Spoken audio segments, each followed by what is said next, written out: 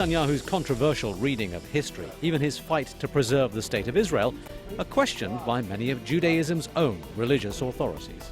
This is against the will of the Almighty, and it is not what it means to be a Jew. On the threat from Iran and President Ahmadinejad, he gives charity to the Jewish communities, and the words wipe out. He constantly says that Iran doesn't have a history, and he's not talking about harming anybody. He says that God will not allow this crime to happen. We concur with him that the Jews are in a danger because there is Zionism, and because it says in the Torah, if you rebel against God, it will not be successful, and it will bring catastrophic results. And Zionism has brought catastrophic results, and it could be much worse. Today on Talk to Al Jazeera, Rabbi David Weiss explains why Zionism and Judaism are not necessarily the same thing. Rabbi, first of all, thank you for talking to Al Jazeera. Thank you. It's an honor and a privilege to be on your show. Your most distinctive feature that I have noticed in seeing you in the media are the signs that you wear on your lapel. Please explain. This is a sign that conveys the message of what it means to be a Jew. As it says, a Jew, not a Zionist, and pray for the speedy, peaceful dismantlement of the State of Israel. And then it's repeated, nkusa.org, our site, for people to go further and see it, the website, and then to see it's in Arabic, the same message.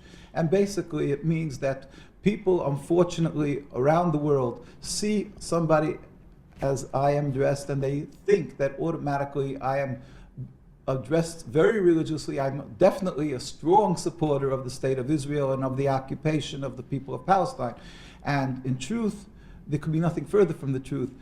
In truth, what you want is the speedy, peaceful dismantlement of the State of Israel. Because it's contradictory. Judaism is subservience to the Almighty, practiced for thousands of years, a covenant with God to be subservient to Him. And Zionism is a new movement, a relatively new movement, a transformation from the religion into a base, materialistic, nationalistic movement to have a piece of land which is forbidden for the Jewish people. Okay, we'll have to unpick this piece by piece, I think, because for most people, the idea of the State of Israel is fixed within a very rigid framework, and what they understand about the existence of Israel is by and large very uniform, at least according to what you read in newspapers. So let me try and get your position clear on this. What you're saying is that the existence of Israel is somehow against your religion.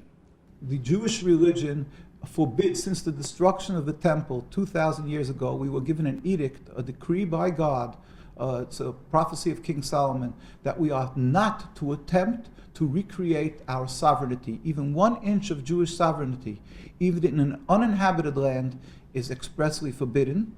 And Jews wait for the day when God will make a miracle, where all humanity will serve Him in harmony. We won't have to convince an atheist that there is a God. Everybody will recognize God, and then we will all go up and serve Him. Prior to that event, we are expressly forbidden to try to attempt to make any Jewish nationalism sovereignty, and this was respected and upheld by Jews throughout the trials and tribulations of the Inquisition, the Crusades, and every time period of Judaism when they were easily capable of buying land. They never did it because they understood this is against the will of the Almighty, and it is not what it means to be a Jew. Once again, this is not an opinion that you hear expressed very often. Are you in a minority? Is this simply your reading of the Torah? No, this is the view of Judaism and Jews who are practicing the religion who are around the world. You will find invariably any religious community that is very religious. We carry around, first we have called the rabbis speak out. This is the leaders of Judaism from Sephardic, Ashkenazic, in other words, European, Middle Eastern, any country. The rabbis, when Zionism came, the concept of Zionism was developed, the Jewish rabbinical authorities universally said, no, this is forbidden for us to do. The reason being that it is not the concept of subservience to God, it's a nationalism, and in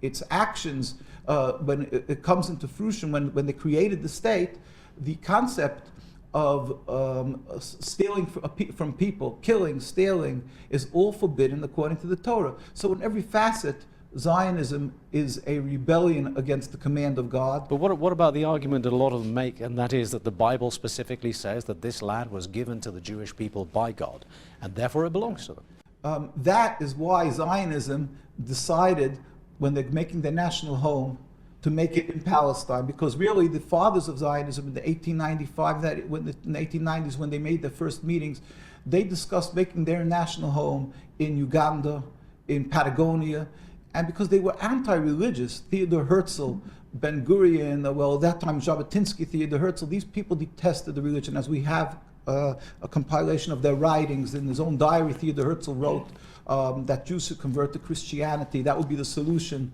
to the Jewish problem.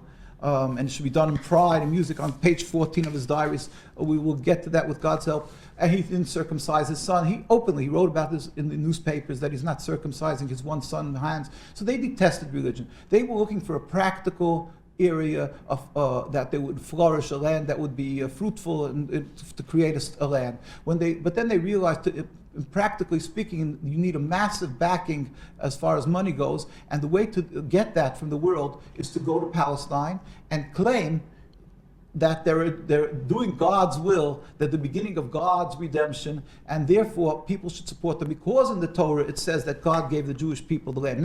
But Zionism also claims exception because of the Holocaust. Now, you just attributed the phrase to Theodor Herzl, the solution to the Jewish problem, yes. And that will have raised ears all over the world, because Right. that's the phrase that most people attribute to Hitler. Now, Right. the idea that the Jews need a safe country in order to prevent the possibility of another Holocaust, in order to solve the persecution of Jews throughout millennia, is one of the founding principles of Israel. You don't think that holds any water either? The Holocaust was God's will, and we don't question God. God is compassionate and so forth, but we have to be introspective, understand why it came. We believe that God will be exacting with the punishment for the Nazis, but at the same time, to take the issue of the Holocaust and to take that and to use it to rebel against God, when God specifically told us, do not attempt to make your own state, and to use that to take the land from the Palestinian people, is taking the people that died because they were Jewish, and to sort of dig them up and use them to rebel against God. It couldn't be anything worse for these people who died as Jews. But you have to understand that the desire to be with a like community, the desire to commune with people of the same religion is a very strong one, and to have a homeland has got to be emotional feeling. But you're also saying that a defining feature of being a Jew is exile. A defining feature is accepting that there is a ruler to the world who's compassionate, and it is medicine for the Jewish people, as Rabbi Samson Foherst, the head of the German community, wrote, that God is compassionate, and his will, since the destruction of the temple, was that he's good in his punishment. He wanted us to break our haughtiness, so he had us dispersed amongst the nations. At the same time, it was accomplishing a blessing for the world if we would be following the Judaism, because we are people who would be teaching the world of compassion, of serving God. So it serves twofold. It serves two purposes. But unfortunately, if we don't do what we're supposed to be doing as Jews, it doesn't accomplish that purpose. I am not a learned scholar of matters Jewish, so I can't argue with you, but I know there are many who would. There is a strain within Israel itself, within the state of Israel, started, I think, by Rabbi Kook, perpetuated by a number of names in modern Judaism, who say, no, it's perfectly compatible with the writings of the Torah that we have a state of Israel, and in fact, it not only makes political sense, it makes religious sense too. Yeah, well, that is why I said